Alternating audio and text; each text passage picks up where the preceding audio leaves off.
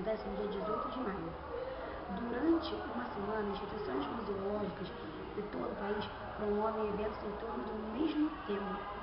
Seminários, exposições, oficinas, espetáculos musicais de teatro ou de dança.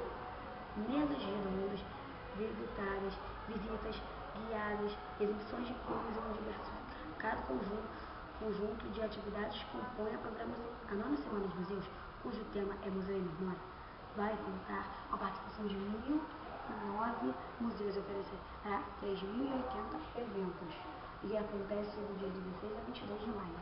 A primeira novela filmada em Maricá, Fogo sobre Terra. E essa daqui, em 1974, na Barra de Maricá. A Tia Nara é uma dessas personagens heróica da novela Fogo sobre Terra.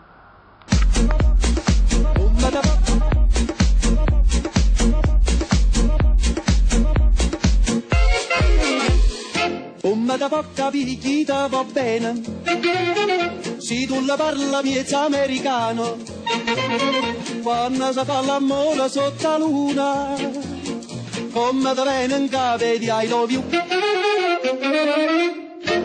papà l'americano.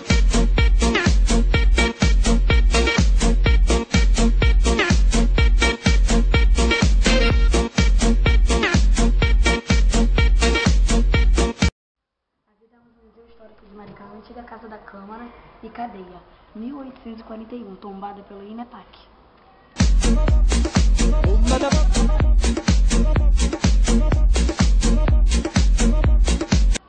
E aqui ao lado a gente tem a Prefeitura Municipal de Maricá, que é a antiga, entendeu? E temos aqui a Prefeitura atual de Maricá.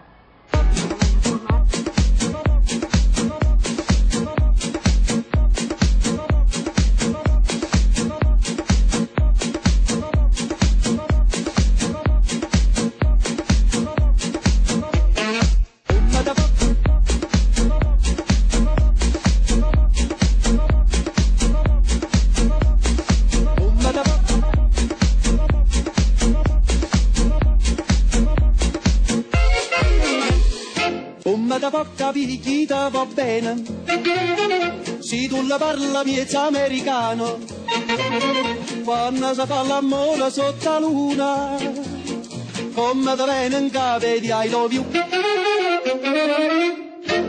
papà l'americano.